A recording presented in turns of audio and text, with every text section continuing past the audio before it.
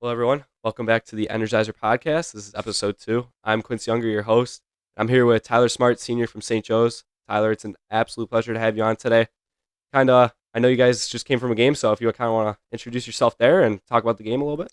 Yep. Yeah. Thanks for having me, man. My name's Tyler Smart. I'm a senior at St. Joe's. I play lacrosse and soccer there. I'm committed to the United States Air Force Academy to play Division One lacrosse. I'm the team captain for St. Joe's, three-time team captain. So yeah, we just came from a 12-3 win. Huge win for the boys. Had a solid game, 6 points, 3 goals, 3 assists. It was a great game. They tried to do the only thing that Monsignor Martin teams were doing this year to try to beat us, which is hold the ball. We have such a powerful team that the only way people can beat us was with a clock.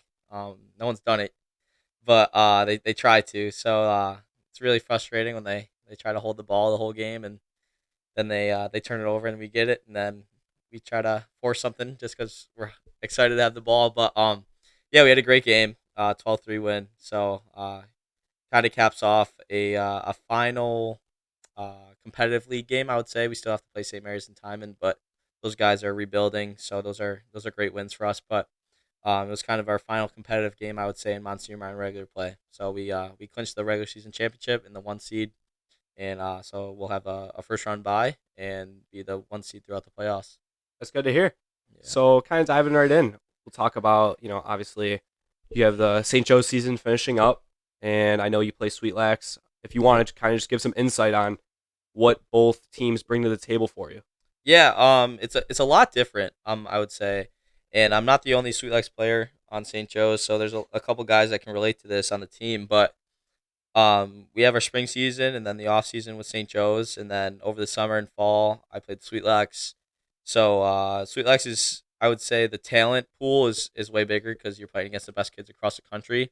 But St. Joe's is a place where I'm playing with the best kids in Buffalo, and most of them are on my team. Where Sweet Axe, it's like you're playing 5 stars and top recruits across the country, and you're playing against them. But yeah, it's a lot different. But I definitely take the positives and pros of both St. Joe's and Sweet Axe and combine them to my game. And for St. Joe's, you're representing your school, you're representing your community, you represent your brothers. Where Sweet Axe, it's kind of like, oh, this kid's from Rochester, this kid's from Buffalo, this kid's from Albany, this kid's from, I don't know, Canada. So like it's we all have a goal to win and get better and get recruited, but there's not really a developed team chemistry, I would say, like there is for St. Joe's, and we bond super well with each other through St. Joe's, and if that's spending time in the locker room, spending time outside of games, seeing each other in the halls at school, and then time during practice and games, we grind together. So the bonds I create with St. Joe's and being a leader there with being a captain and being a mentor for those younger guys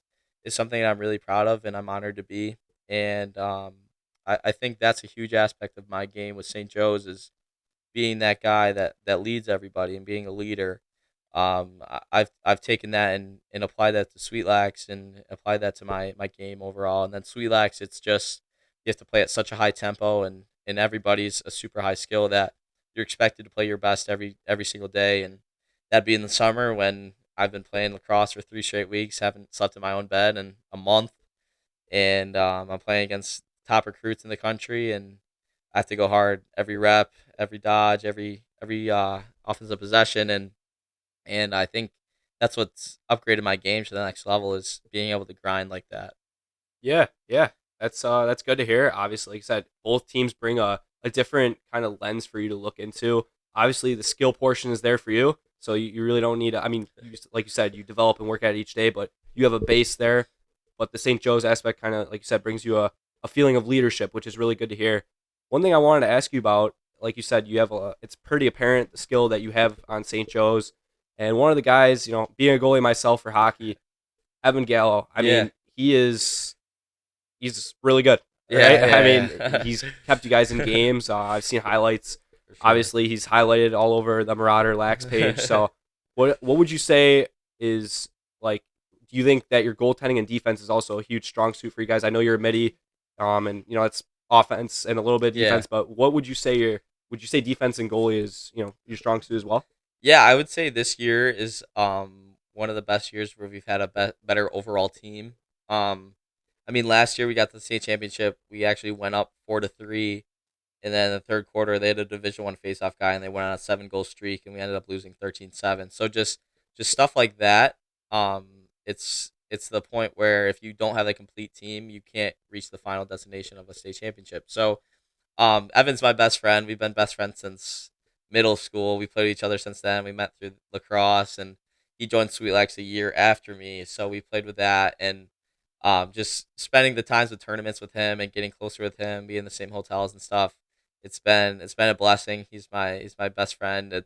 We always talk about how we wish we could play Division One together, and it would be super cool to keep playing with each other. But we have a few games left with each other, which is a sad thing to happen. But yeah, man, it's something else when you have the confidence where you might be up by one or two with a minute to go, and you know that Evan's going to make the save, or our defense is going to make the stop. Like this year, we played Canisius at home, and we were playing super bad. It was 5-5. It was like 45 seconds left. They had the ball, and they could have easily won the game, and our defense makes a huge stop, kills the clock. We go in overtime. We win at 6-5. So like just stuff like that where you can depend on your defense to make plays, and then they can depend on us if they know that they take the ball away or they stop the ball. We can put in the back of net on the other end. So it's just like I think this is the first real year we've had a complete team on both sides, and I think that really comes with me leading the offense and Evan leading the defense. And for both of us to be as skilled as we are and be the leaders that we are, and then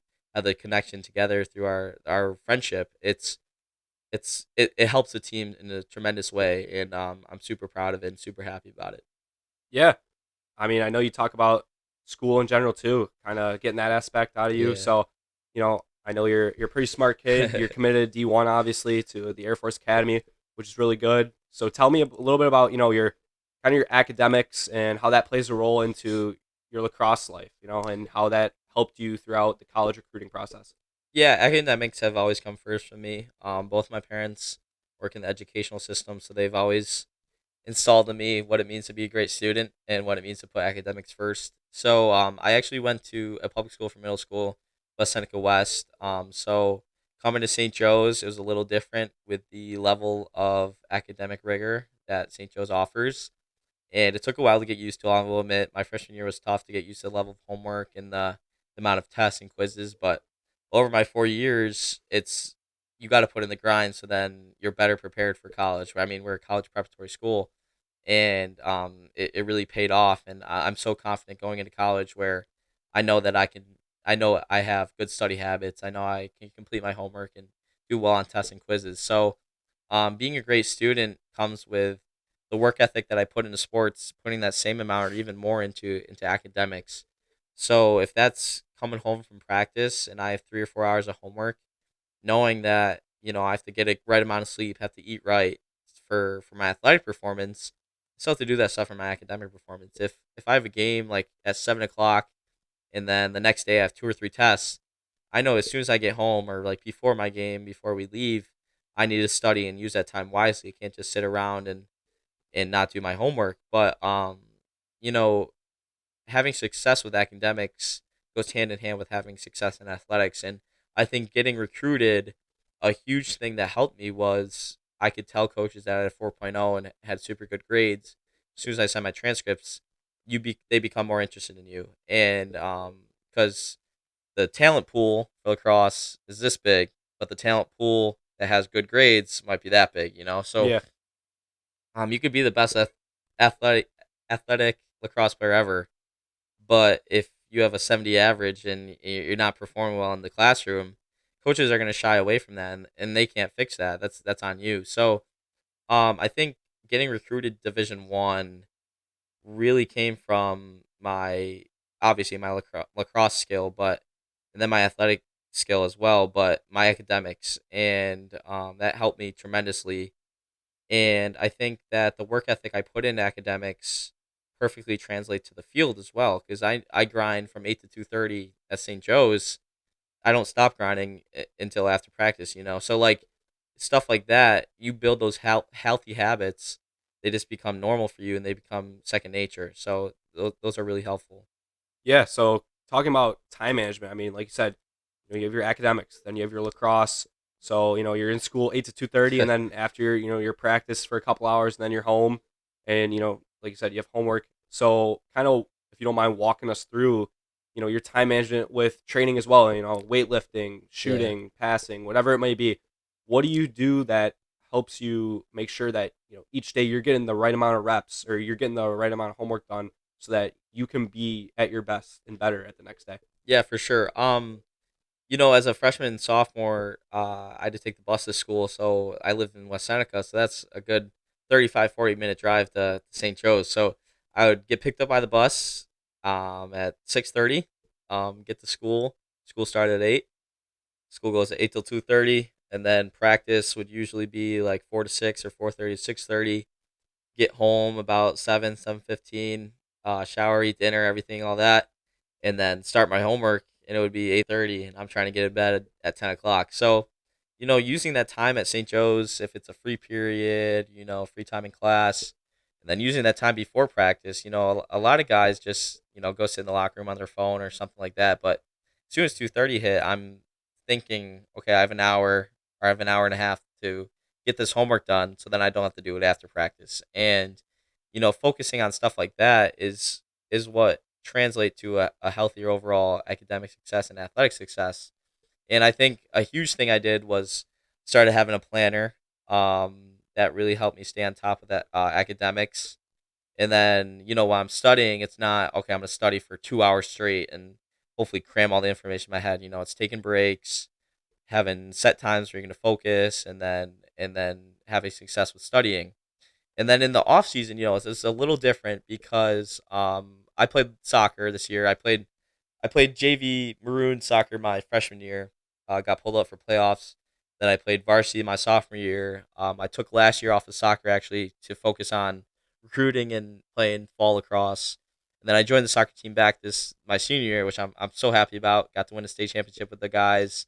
So that was a great honor, great blessing. But so it's a little different in the off season, I would say, because obviously soccer is in my main sport. So we would practice right after school. So it was a little different. We'd practice 2:30 to 4:30. Then I would have more time to get home and get stuff done in with studying and stuff. But with weightlifting and everything, I got seriously into weightlifting, I would say about a year and a half ago. So the summer between my sophomore and junior year, yeah, I joined a gym and really went after the weights. So, I mean, I love lifting. Lifting's probably my favorite hobby, and besides lacrosse, and to be able to lift in the off season is huge, and that's just not going and doing bicep curls. That's getting faster, doing box jumps, running, stuff like that, doing sprints.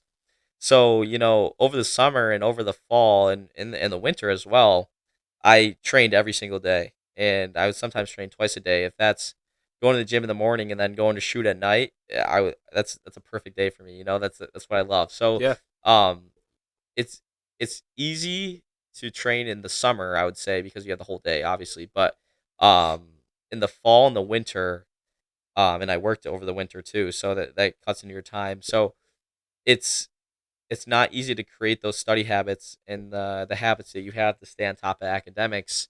And I would honestly say it took me a couple years to form those healthy habits, and I learned it over my freshman and sophomore year. And freshman year during COVID, we were all online, and time was all screwed up with that, so it was all different. So I couldn't really have my full freshman year to build those habits. And sophomore year was a little funky. So I would just say building those habits to train, remember to grind in the classroom while still preparing for your sports is huge. And I one of my dad's old players who played my dad coached at Williamsville North. That's what I meant by old player. But one of his old players played in college and now in the SWAT team. He has this massive gym in his basement, so I go in there and train with him, and he really taught me what it means to lift in the off season a month before your season, lift in the off season a week before your season, and then in season lift as well. So, in season we lift as a team. Whenever we don't have games, we'll do a quick 45-minute lift with everybody there, which is huge. It's great to see all the guys in the weight room, especially younger guys, developing those proper form and all that stuff. So, lifting is a huge thing that where I think you got to get stronger. Someone out there is always stronger than you, and you're never gonna reach your full potential if you don't get stronger. But you see a lot of guys just focus on lifting and they become super slow. And my dad, every time I would go to the gym, would say to me, "Get faster, not stronger." And it's really true because like if you're super strong but you're super slow, you're easy to guard for lacrosse, and you're not a good athlete. But being fast goes hand in hand with being super strong. So like focusing on that stuff was huge for me, especially over the past years because I'm a shorter guy. I'm not that tall, so like being shifty and being fast is part of my game. Where I'm still strong, but I'm still shifty. I'm harder to guard and I'm harder to defend. So focusing on the stuff to improve your game to the next level is huge for me. Yeah, yeah, for sure. I think one of the things too, like a lot of kids in high school is like an odd time for student athletes because, like you Yeah. said, it's a time of growth. It's a time of not just athletic growth, but academic growth, like you said. And a Hmm. lot of kids, I think, undermine the value of academics, throughout the recruiting process. Like a lot of kids could be maybe further, like you said, Yeah. if they had the grades. So I think that's a really key aspect when it comes to just in general going to college and kind of doing that. But kind of Exactly. switching gears to your plan. Can you explain to us your plan through the Air Force United States Academy, like what you're going to be doing there and what you plan to do after college? Yeah. So I'm really pumped that I committed to the Air Force Academy. I'm actually going to their preparatory school next year, so I leave for the preparatory school on July 7th. So I had the choice to go direct to the academy or go preparatory. So I chose to do prep, just to kind of get used to the military side of things, meet some new people that are also going to the academy, get used to academics, and then another year to get faster and stronger. So I've been talking to the other lacrosse guys that committed Air Force and are going to prep. And I've gotten close with them, so I'm super pumped to meet them in person, and get to spend time with them. They're from all over the country, so my process with Air Force. You want me to talk about that a little bit? Yeah, absolutely. Go Yeah. ahead. So I for those who aren't really like in the Division 1 like recruiting stage or whatever, or who want to be, this is kind of an insight to that. Uh, the main times for summer lacrosse and the main times for recruitment are your summer and fall seasons. So the summer in between your sophomore and junior year on July 1st is when Division 3, Division 2, and military schools can start reaching out. So, and then the other Division 1 schools have to wait till September 1st. So, I got reached out by Salisbury, some other top D3 and D2 schools. I visited Salisbury, I loved it. And then I got reached out by West Point, which is Army. And at first, I was super against going to a military school. I was like, no way, like I don't want to do this. Like I want to go to a normal college. And my dad, who played Division 1 lacrosse, he was like, just give it a try. Come on, come on, come on. And I'm like, no, no, like that's not who I am. Like I don't want to go to a military school. So then I had a great summer. September 1st rolled around in the fall. Got offered, got looked at by a ton of schools. Went to prospect days, did visits, all that. Couldn't really find the place that I absolutely fell in love with. There were a few places that I liked, but none of the places really felt like home and really felt like the place for me. So then my last ever fall tournament, my last game of that tournament, I went off for 5 goals, and on the sideline was the Air Force offensive coordinator. I didn't know he was there, and I had no interest in Air Force before that. So the next day, he reached out to me. He texted me and said how he loved my game and would love me to visit campus. So I'm like, oh no, here we go again, another military school. Like I don't want to do this. And my dad and other people that I've talked to were like, if you don't even want to go there, just go out for the visit because it's a beautiful area. It's out in Colorado. Like who would pass it up to go out and see Colorado? And I've never been there, so I'm like, all right, fine. Like guess we'll go. So we went out, and Colorado was beautiful. Went to campus. It was a trip with other recruits that were looking at. So talked to them a little bit, and then met the coaches, met the team. We like shadowed a kid around the whole day, so we got to see classes, got to see the classrooms, the teachers, all that.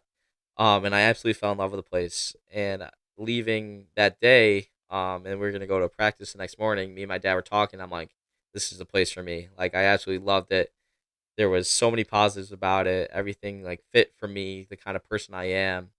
And then we went to the practice the next day, had a great time there, and that I committed last spring. I forget, it's probably like a year from today, or pretty much. So I committed almost a year ago today. and I'm super happy about it. Pumped to go there. So the unique thing about Air Force is that they you don't have to pick your major until the end of your sophomore year.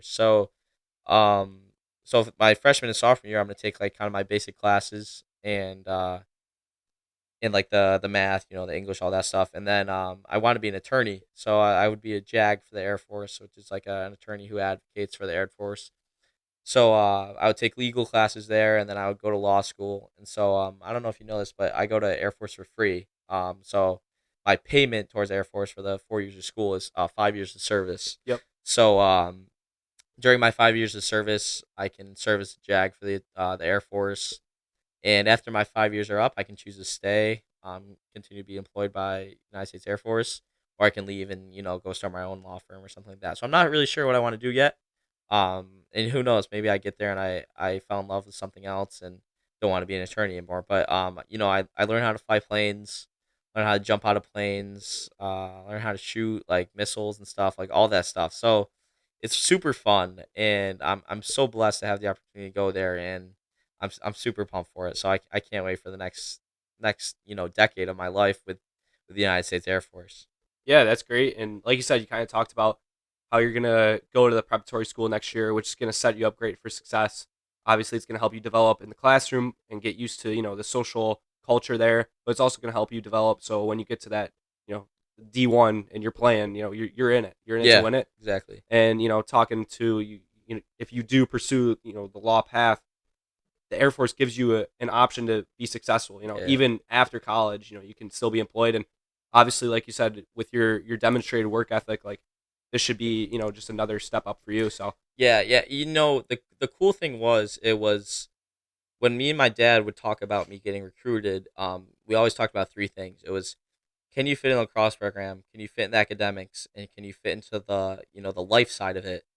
And lacrosse isn't a sport where everybody goes to the league and like the NFL and NBA. The focus of college sports for the basketball and football is you're going to get drafted. Like they kind of bank on that, where it's like, of course, lacrosse has PLL and the NLL, which are on the rise, and they actually just added lacrosse to the Olympics, so that would be cool to play for an Olympic team. But yeah, you know, Air Force was the place for me where I'm like, I'm not going to leave with hundreds of thousands of dollars in college debt. I'm going to leave with a guaranteed job. I'm going to leave with connections and get to serve my country, which is a great honor. And as much as I love lacrosse, I'm not going to play lacrosse my whole life. Like yeah, I realistically have, I don't know, less than 10 years of my life where I'm at the top of my athletic, peak. So Air Force was a place where it's like, if I know I can play a high level lacrosse at Air Force and then have a super high level of academics, then an even greater level of like the life side of it. Air Force was that place for me, and it felt at home. Where other schools, like, maybe they are a better lacrosse program, but it's just like, do all three of those categories fit? And my life isn't just about lacrosse. As much as it's a passion of mine, and as much as I love it, it's not my entire life. So I really tried to focus on that through the recruitment process, and I would recommend that for anybody that's getting recruited is, don't just go to the big name that's, maybe they're the, I don't know, the 10th best team in the country this year, but you hate the campus or you hate the atmosphere there yeah, just because the name of on the hmm commitment post. yeah, That's why I hate seeing that, where it's guys, it's like, oh, I'm going to commit to the first school that offers me just so I can post on Instagram and get everybody comment, get everybody repost it. It's just like, that's not what it's about. And it's more than that. And so I really tried to focus on that. And there's other schools where I'm like, oh my God, it sounds so good if I was like, okay, I'm committing here. But in the grand scheme of things, people care about that for what, a day on Instagram, and then it's just like, it's my life. Why am yep, I gonna do it for other people? So like, yeah. I really tried to focus on that through the recruitment process. Yeah, well, like I said, that's a great mindset to have. Making sure that you're taking your time choosing that because now that's going to be, your home for, like you said, the next decade Yeah, almost. So, yeah, making sure that you made the right choice is definitely a huge, a huge strength that you have now going into your college career. So, definitely looking forward to that. I know a lot of people are going to be watching for big things to come from you. thank you. Yeah. So, kind of moving back into high school and this upcoming freshman year for you in college, what to expect from Tyler Smart? What should we see? I mean, I know you got a couple records on the line. I know you set the record last year, most points in a single season, 111 points, and you're 13 points away from a career high at St. Joe's. So, how do you feel? What are your expectations for yourself, and what do you think people are going to see from you at the end of this year and the start of next year? Yeah, to start with this year, I think our whole goal this year has been to win the state championship. It'll be the first ever in school history, and the only lacrosse team in Section 6 to ever win a state championship was Timon back in the 2000s when their team was loaded with talent. So, to be in the record books would be huge for our team. And I've done my job with the points and everything like that, but that's not my focus this year at all. It's about our team success, and it's about winning a championship for our team, for our coaches, for our school, for our families, stuff like that. That's what motivates me this year. Is a lot of guys, especially after they commit, it's like selfishly they think, oh, I'm committing. What's the point of playing? I'm taking the chance of getting hurt. Where I looked at my commitment as like a step in the process towards the right direction, and of course, I think about it and stuff like that. But my focus right now is our team and our season right now. Yeah, So then after this, obviously I'm going to train this summer every single day, and then after the prep school, train there, and once I get to Air Force, as soon as I committed, a goal I had was to start as a freshman and be a main contributor for the team and the team's success. They're coming off a really great season this year. They had a great year, and I'm happy to be part of a program that's on the rise. And for me, it's what can I do to improve my skill to play at the next level. I think I've done a lot so far, but obviously it's never going to be enough. So to continue to grind and continue to work hard is huge for me. And I don't just want to be a guy who wears a jersey and sits at the end of the bench. Like going back to what I just said, like a lot of guys will go to the better school they can, but they're gonna not play all 4 years. Maybe get a chance on senior day, but a lot of guys focus on that by saying, "Oh, I played here. Oh, I played here." Instead, I want to put my place in a legacy at a team at like Air Force, where I have a great time. I enjoy playing there. I enjoy being around my teammates and coaches. And at Air Force, I definitely think that that's the place where I can do that. So I'm super happy about that. yeah, that's great to hear. Like I said, you got a pretty well planned out future, so that that's really key to success in your life, obviously. And I'm sure, like I said, with your work ethic and with your talent, you'll be able to go far. So that's really good to hear. And at this time, I would like to say thank you. And if there's anything else you want to say to upcoming kids who are looking to play college and anything. Yeah, yeah, for sure. One thing I will say, I kind of live by these two mantras. One of them is the background of my phone. It's get better every single day, and get better than you are the day before. So, another one is be uncommon amongst the uncommon. So those two things, I've kind of installed in my life, and if that's through athletics, that's through academics, that's through being a better person, that's through being faithful, stuff like that. That's what builds you into a better man and a better person. And through athletics, for anybody that wants to or has aspirations to play at the next level, I would definitely say, what can you do every single day to get better and help your chances to play at that next level. So even myself, like as much as I love being committed to Division 1 and being the best player in Buffalo, that doesn't stop me from working hard. I'll stay after almost every day of practice with my boys Evan Lasky and Nijon Briggins, or guys like that want to get better. Yeah, And if I can influence my teammates to do that, that's not only making me better, but it's making them better, and then making our team better as well. So like once you start working hard, people are going to see that and want to work harder as well. So I would just say work as hard as you can every single day, and it'll pay off. But once it pays off, you can't be satisfied. You can never be satisfied with how hard you can work. So, for anybody that wants to play at the next level, and